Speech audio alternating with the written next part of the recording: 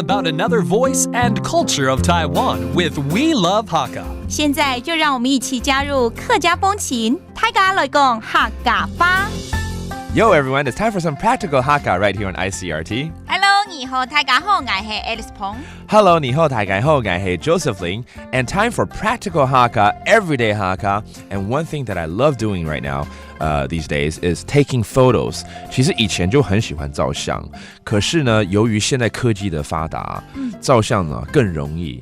因为不用洗底片什么的，都是数位的嘛，对不对？所以真的随时随地就会拿着照相机，咔嚓咔嚓咔嚓，而且大家手机里面也都有啊，很容易就照好几千张照片出来，对不对？So let's go ahead and teach people how to say taking photos because it's such a common thing today because we all have a digital camera or built-in camera in our cell phones. So 照相就是 taking a photo, shooting a photo. How do you say that?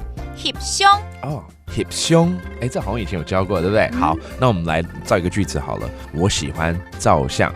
愛同好翕相。愛同好翕相 That means I like taking photos. One thing that people don't go to too often anymore is the photo studio. 其实现在很少人去照相馆了哈。对，除非照那个大头照。对对对，或者是要洗这个护照的照片了。对对对，但是还是有些专业，他还是希望去这个洗出照片来，所以还是要去照相馆。OK, the photo studio 照相馆。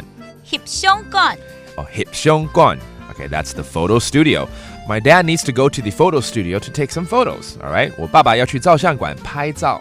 阿爸愛去翕相館翕相。阿爸愛去翕相館翕相。Yeah. 翕相館就是 studio and 翕相就是照相嘛。Okay, and then 講了這麼多，根本沒有教到相片啊 ，photograph。現在就來啊。好，相片。相片。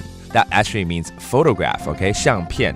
So let's make a sentence. 记得传相片给我。其实现在都已经不是说洗出来了，是直接 email 传来传去，对不对 ？For all the digital photos, please remember to send me the photos.